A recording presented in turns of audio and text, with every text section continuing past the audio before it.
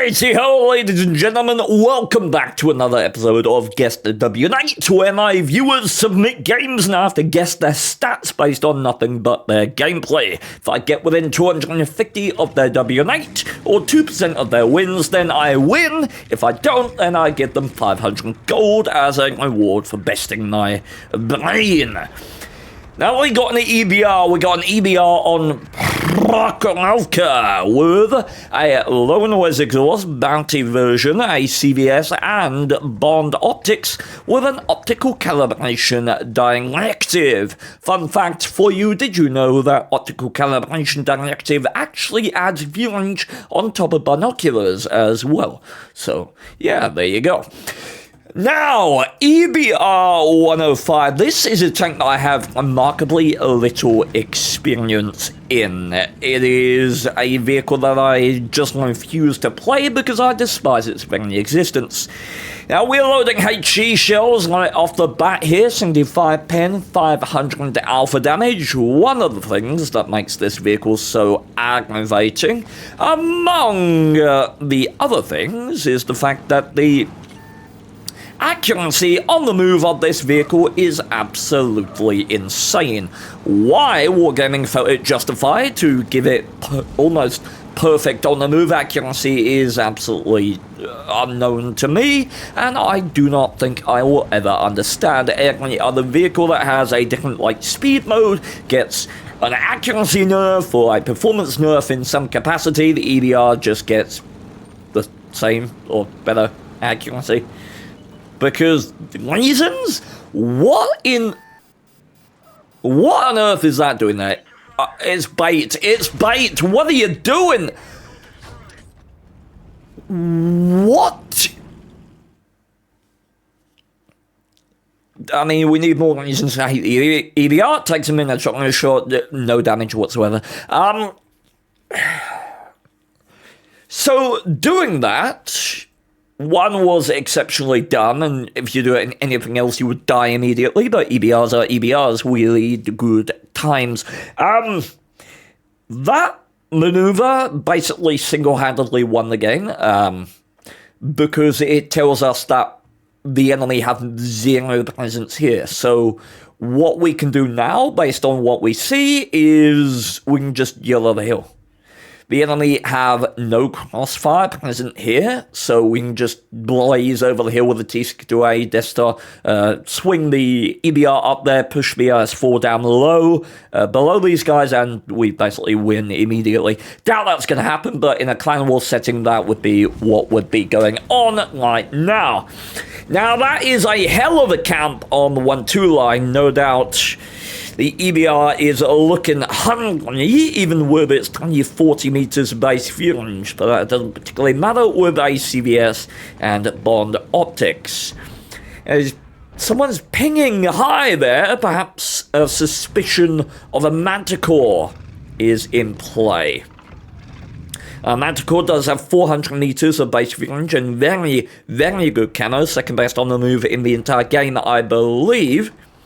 HE shells are still loaded here by this EBR, and he is, by the looks of things, trying to find out exactly where this Manticore is.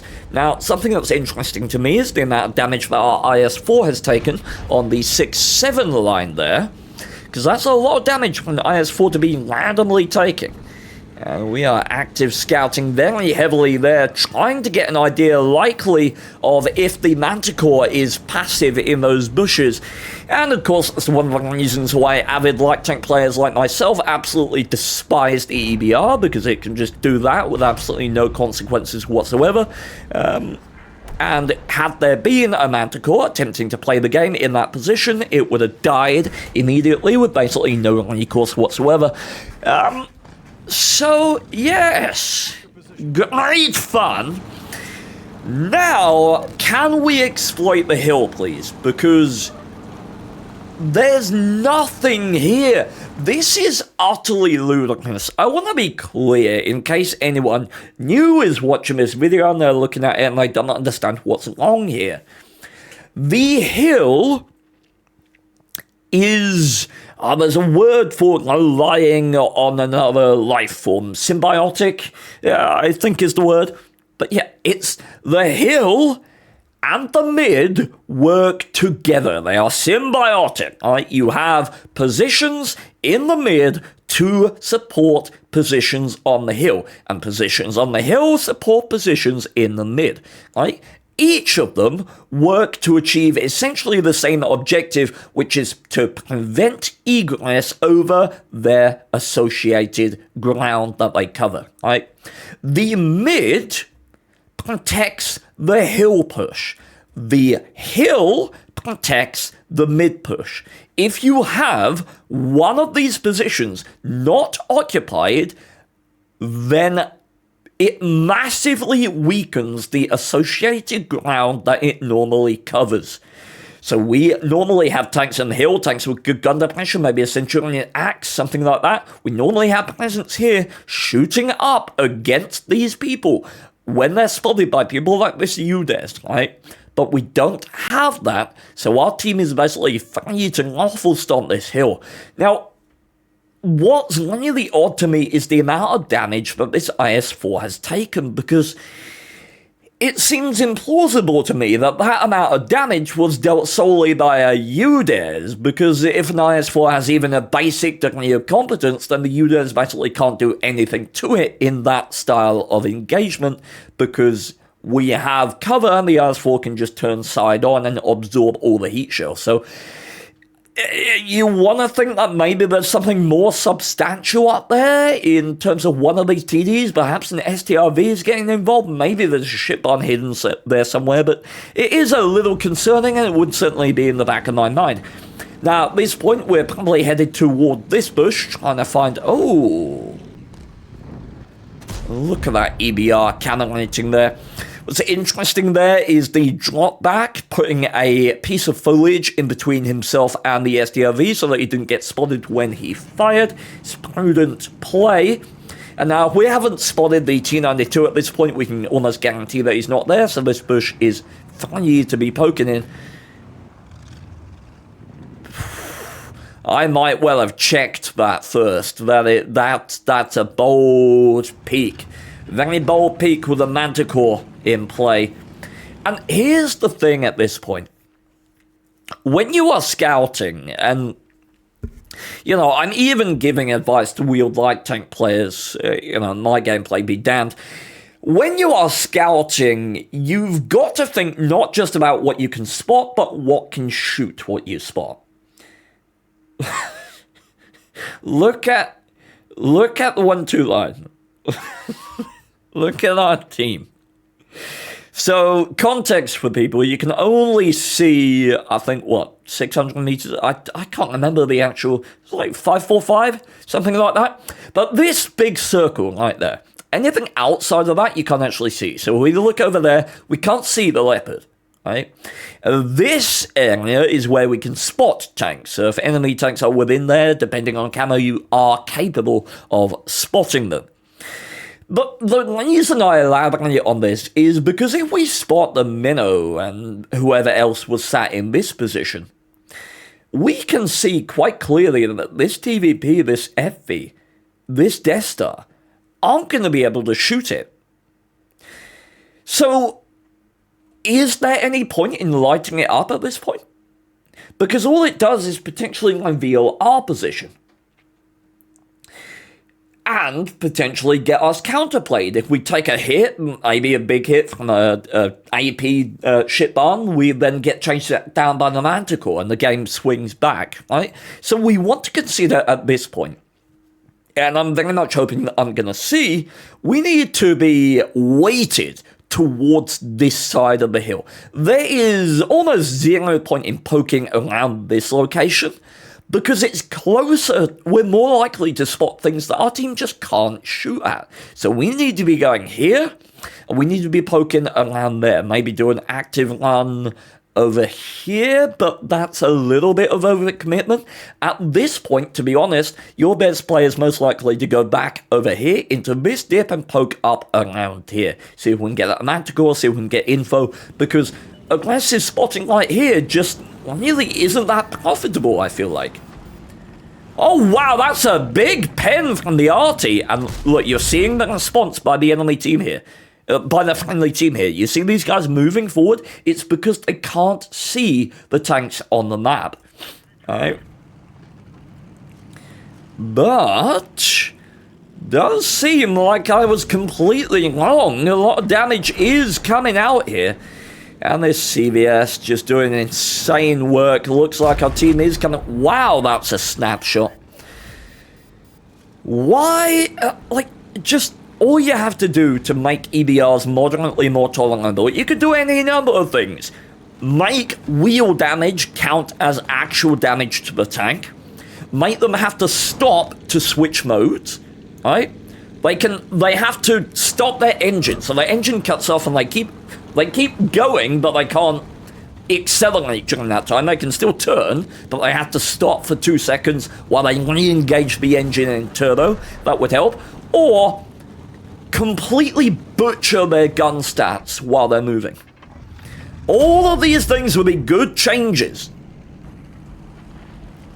Probably wouldn't make them much more tolerable, but it would certainly help.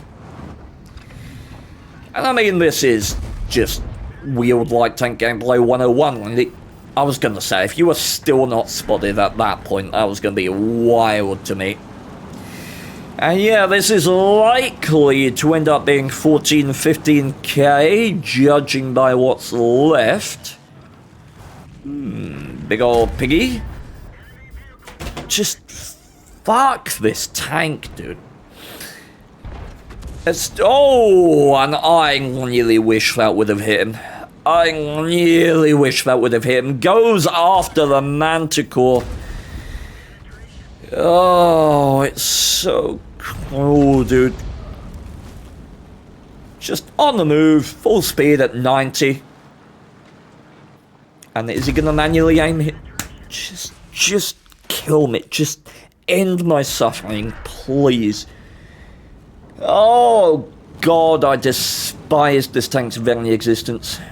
Is he gonna kill him on the move with HE? No? Okay. Don't thank him. Just don't. Please don't thank him.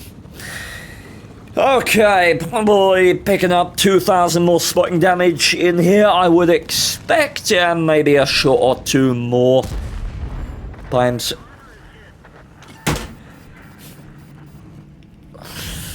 I hate this tank so much. It's so bad. It is so bad for the game, man. It is so bad. Alright.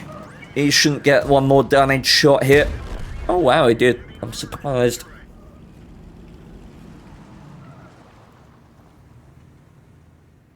Don't look so proud of yourself. An ape with a driving license could have done that. I lie. It most certainly does take some manner of skill to play the EBR in the way presented here, and although I am resentful of the tank itself, there's no doubt that there's a certain amount of ability required to play it well, as was done here. Obviously, I feel indignant when I watch gameplay like this, because it is a manner of gameplay that is entirely exclusive to vehicles of this ilk, and I think the thing that I hate most about EBRs is their interface with luck. I, as a light tank player, judge. I judge meticulously almost every engagement that I get in. And when I make a misjudgment, generally what happens?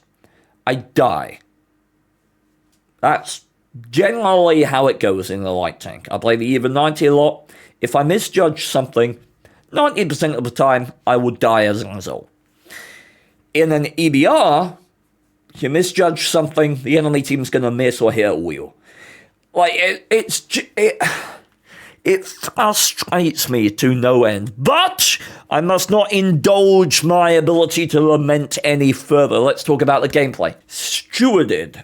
Knowledge, pertinent knowledge of bush mechanics, indicative of really good play are two things. One, exploitation of the 6 line once it was clear that there was no one there. Two, turning for the Manticore in the end game.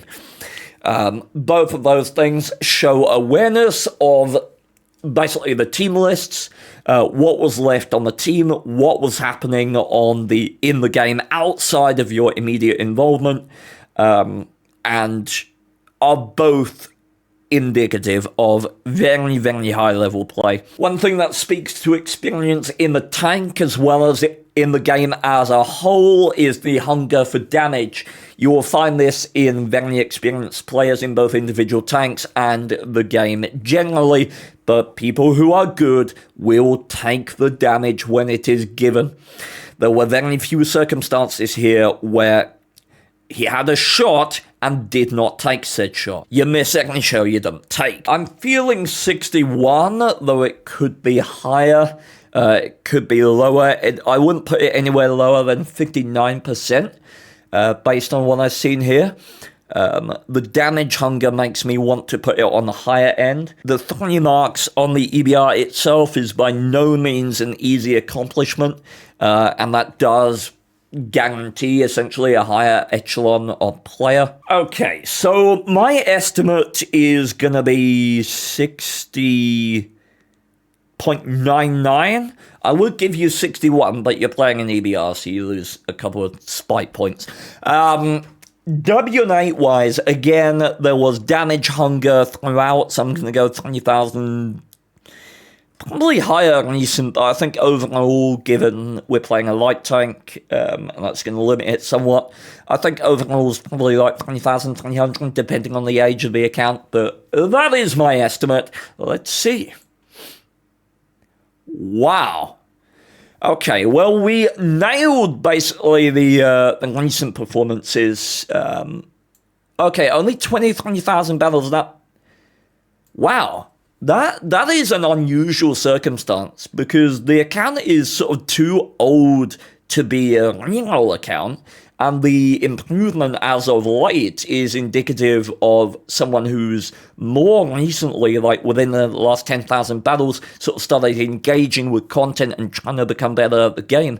So that's really cool to see.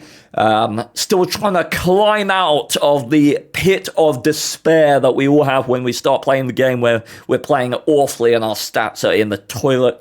So I owe you 500 gold, my fine fellow. Thank you very much for submitting that replay, ladies and gentlemen. If you do want to find out about how to submit, this was a paid replay. You can look in the description to learn how to get your replay guaranteed to be used. You can also submit for free via Discord. Links in the description will be to the next and previous episodes as well as the playlist.